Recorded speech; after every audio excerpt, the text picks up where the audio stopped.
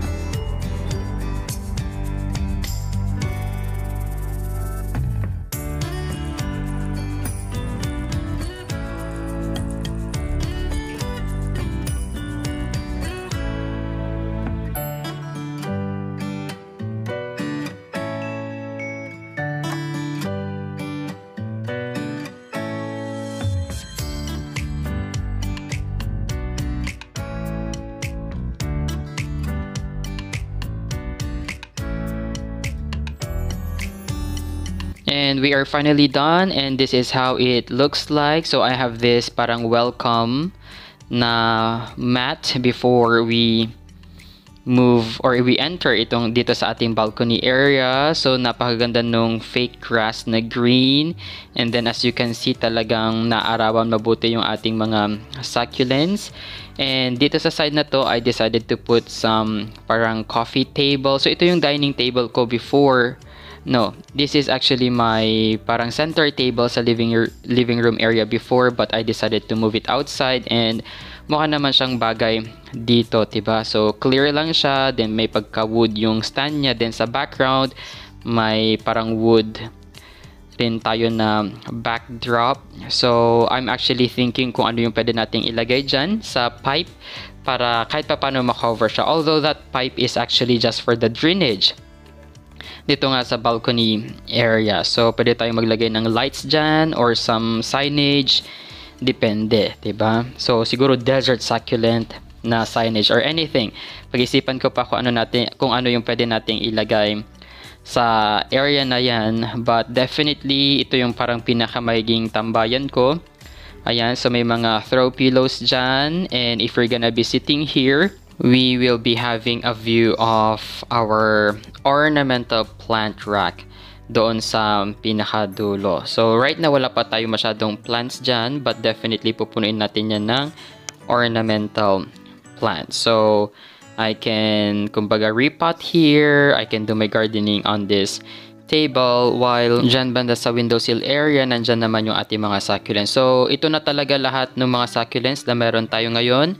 And obviously, talagang papalitan natin lahat ng ating mga succulents. Bibili tayo ng mga mas malalaki, yung mga sobrang stable na talaga before natin sila ilagay sa area na ito. So I'm also thinking of kumbaga expanding yung windowsill area kasi may parang space pa dito.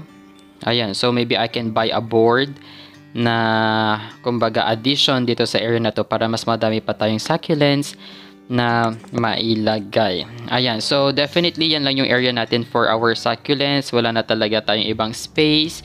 So it's gonna be a combination of succulents and ornamental plants na talaga these days. So this is the view dito pala sa ating balcony area, and this is how a typical house of Chinese people. So hindi uso sa kanila yung mga bahay kagaya sa Pilipinas. So they are more on kumbaga condominium types or apartment types na tirahan. So next time I will be visiting the succulent farms or the succulent plant shops, and bibili tayo ng mas malalaking succulents and mga ornamental plants na pwede nating ilagay dito sa ating balcony area. So gusto ko madami lang plants dito sa ating balcony area para after work, diba, kahit paano may relaxing area or spot tayo dito nga sa ating apartment. So that's all for the update. Thank you guys for watching. Don't forget to like and subscribe to our YouTube channel.